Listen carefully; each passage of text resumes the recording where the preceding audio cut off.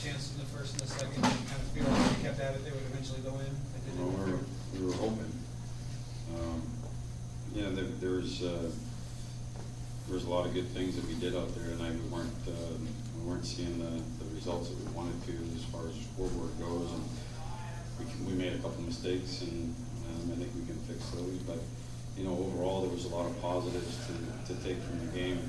I think the biggest positive for me is that even though the results weren't there from the attempts that were going at the net and the opportunities we had, our guys stuck to it. And you know, I think it's important for a team to establish that they could win in the third period, and that was probably the most important thing. That they battled back. They didn't surrender. They just kept pushing through, and you got to give them a lot of credit because they just kept their foot on the gas. Shea's goal, he was in pretty deep there. Is that part of your system that allowed him to be so deep, or was that just an instinctive play by him? Well, I think it's an instinctive play by him. You know, our defensemen had the green light to get up and join the rush. There was a look there that he saw, and he took it.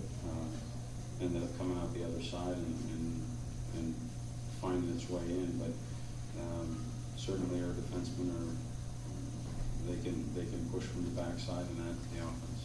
How much jump did that first goal give you, knowing that you had virtually a whole period still to go? Well, it was big. We talked about getting that one on the power play. I mean, that was going to happen. I mean, it needed to happen, and it was a beautiful play.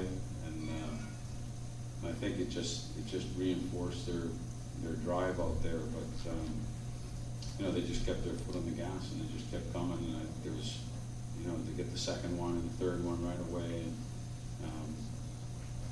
you know, that's a positive sign, not to get one and ease back, and not to get just the second one and ease back, but just to keep pushing on the game, pushing on the plan.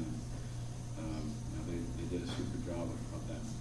I know you've been doing this a long time, and this is just one of 82, but to win your opener in your first game as the Predators coach, what does that mean to you? Well, you know, it's great.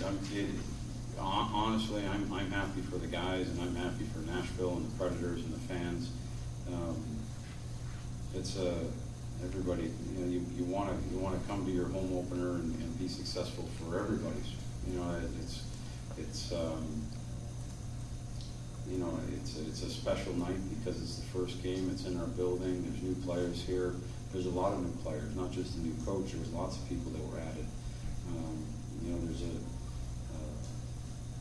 there's fans that want. I mean, you talk to the fans, and they've been waiting for this first game and wanting this first game to happen. And that being said, you don't want to come in and not play a game that you're happy with, or not find results that you're looking for. So, not so much happy for, you know, because it's coaching in a first game. I'm happy for our organization, our fans, and our city, and I'm really happy for the players.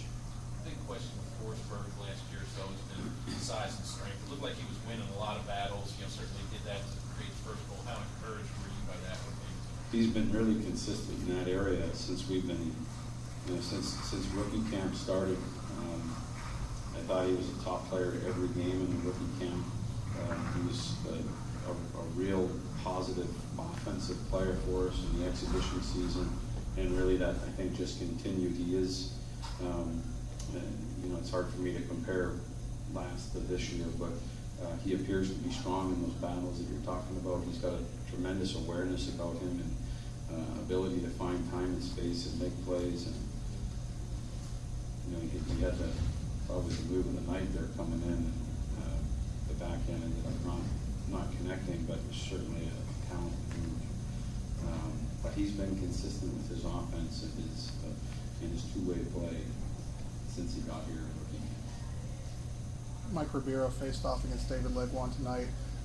Saw the bulk of his face-offs against him. It almost seemed like he had his hands full. He ended up going 6-13 in the dot against him. Were you expecting that matchup tonight?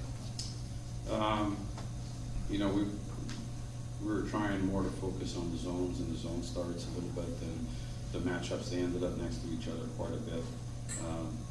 You know, I think at times we were doing good things offensively, and we just wanted to keep the rhythm of getting the lines back out there, and not so much focus on the matchup, but try to get the momentum, especially halfway through the second. It seemed like it went flat for just a little bit, and I think it was probably maybe 9 minutes to go in the second period, we started to really play some good offensive hockey and establish some zone time. And at that point, I just wanted to keep rolling them over, and we worried more about the matchups on the back end than we did about the forwards. Was it promising to see almost a 30 of the shots that you put on net tonight come from that top line of Neal, Ribeiro, and Voigt?